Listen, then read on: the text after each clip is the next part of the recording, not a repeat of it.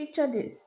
You've been waiting for a job for a long time and you finally got it.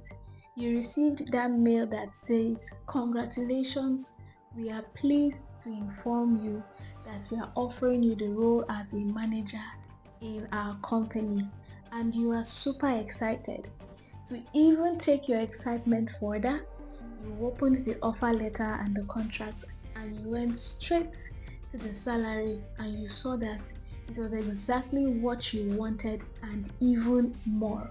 So you just skimmed through other parts of the contract, you didn't read it carefully, and you signed and accepted the offer. That is one of the biggest mistakes you'll make in your career. Many professionals have made the grave mistake of putting their signature on contracts they should never have accepted.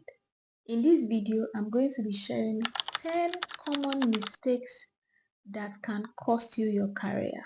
So if you just got an offer or you are looking forward to receiving an offer, don't sign it yet until you are done watching this video.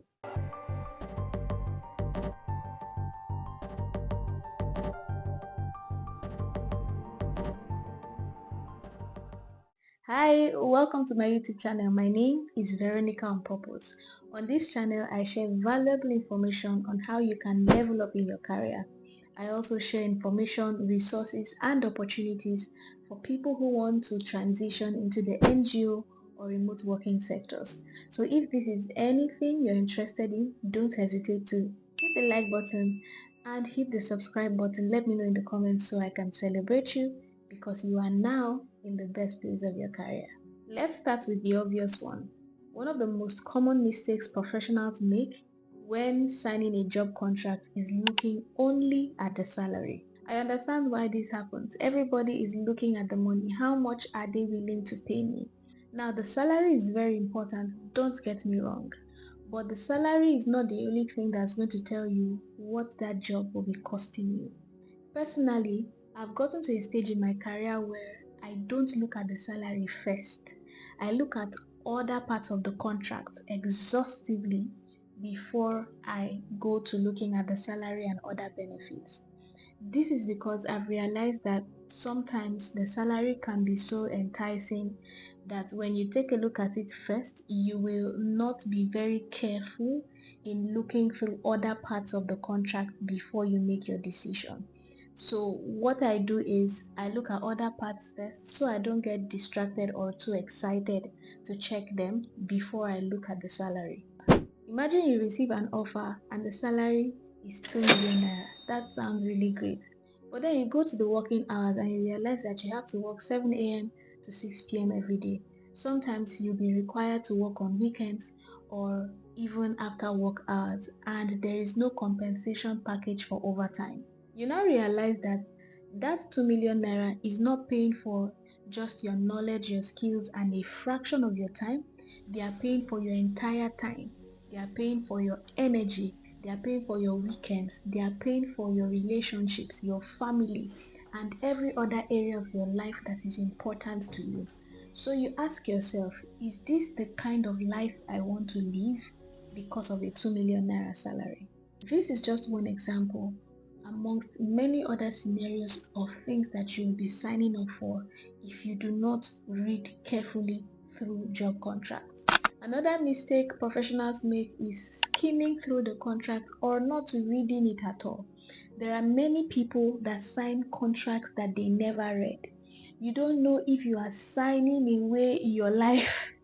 Let's get this straight. A contract is a legally binding document.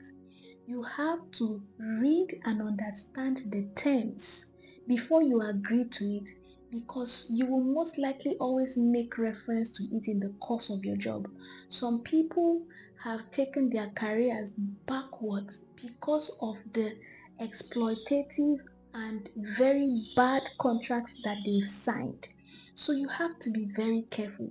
Read every clause. If you do not understand it, if possible, get a lawyer to review it with you and explain the terms to you so that when you understand it, you can make an informed decision. Don't just sign because you are looking for a job, because the cost of signing what you don't know will be far more than staying without a job. Look at the clauses on termination, indemnification, working hours, intellectual property, dispute resolution, non-compete clauses, and so much more. Don't just sign. The third mistake is assuming that verbal promises are part of the contract. If it is not written on paper and signed, it is not part of your contract. They told you things like, we'll review the salary after probation, or you'll receive a bonus at the end of the year, or the job is usually remote. Make sure that they write it down. Don't just go with what they say by mouth. I'm not saying that the recruiter is lying, but if those promises are important to you, politely request, can this be put in writing, or can it be part of the contract or company's policy, so that when you sign, you know that you are sure that they are going to review your salary after probation, or you'll receive a bonus at the end of the year. Because when you now ask, they'll tell you, is it in your contract? Don't do that to make sure it's in the contract. The fourth mistake is thinking that you cannot negotiate. I have made this mistake before. I used to think that job contracts are a take it or leave it document. If you read it, you don't like it, you say no because they are not going to review it for you. But a lawyer friend taught me that I could push back on contracts. So I received a contract sometime in 2022 and I didn't really understand the terms. So I reached out to him, paid a fee for him to help me review the contract and give me feedback. So he explained to me in simple terms what the different clauses I didn't understand meant, and then he encouraged me to reach back to them about the clauses that I was uncomfortable with and get them to review it. I was scared at first. I thought I was going to lose the role because I didn't know that I could push back on contracts, but I eventually did. I sent that mail and they reviewed the contract. The clauses I was uncomfortable with, they took some of them out, they reviewed some of them, and that changed my mindset totally when it comes to job contracts. If I'm not comfortable with it, I am going to request a review. Have I lost an opportunity because of that? Yes, I have, but I do not regret it because the consequence of me signing that contract would have been much more than me not having an opportunity or having a job at all. So yes, when you push back on some contracts, there is a possibility that you may lose the role, but it is better than signing a bad contract. The fifth mistake is ignoring vague clauses. You see clauses like and other responsibilities as assigned by the manager or as required by management. You have to clarify what those clauses mean. I'm not saying that this automatically means that the job or the contract is bad, but just clarify, because yes, jobs can evolve and sometimes it may be impossible to capture the entire responsibilities of a particular role, but you have to clarify the scope, because there are some clauses that will become so broad that they can mean anything. You got a job as a social media manager because they had a clause that said and other responsibilities as assigned. Your job description will now be morphing into communications and marketing, content strategy, content creation, and so much more. You will now be wondering, am I still a social media manager, or I'm now a marketer, or I'm now customer support, or I'm now content strategist? You have to clarify some clauses. The sixth mistake is ignoring the exit terms. I know it's very exciting to start a job, and almost nobody thinks about when they are going to leave the job. You have to start thinking that way. Look at the terms of termination. How can each party, that is you as the employee and the employer, terminate the contract? Is there a notice period? Are there circumstances where the contract can be terminated immediately without notice? What happens during probation? Do you get severance benefits when you terminate the contract? Are there post-employment restrictions? This one is very important. Some companies have non-compete clauses in their contracts where you will not be able to do that same job or that same business for a period of time when you leave them. So understand very well what you are signing up for. Another mistake is not checking intellectual property clauses. If you are working in fields like technology, research, content, creativity, design, you have to pay attention to this very well. Every other field as well should pay attention, but these fields, give it priority. You have to know who owns rights to the work that you produce while you are working for the company. Does it apply to the work that you do while using company resources or not? Does it cover your ideas, your writings, your software, your research, and any other creative work? So depending on your role and the law that applies to your field, go through this clause very carefully and evaluate it based on that law. If you need to contact an IP lawyer, please do. Sometimes we need to spend money to get us out of anticipated trouble. The eighth mistake is rushing to sign, either out of excitement or pressure. You are so excited, so you immediately sign the contract, or the company is putting a lot of pressure on you to sign immediately. That alone should make you pause. Any reasonable organization should be able to give you some time to go through the contract, review it, even get feedback from a lawyer before you make a decision.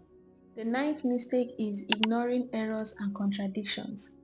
I have received a contract with another person's name on it before.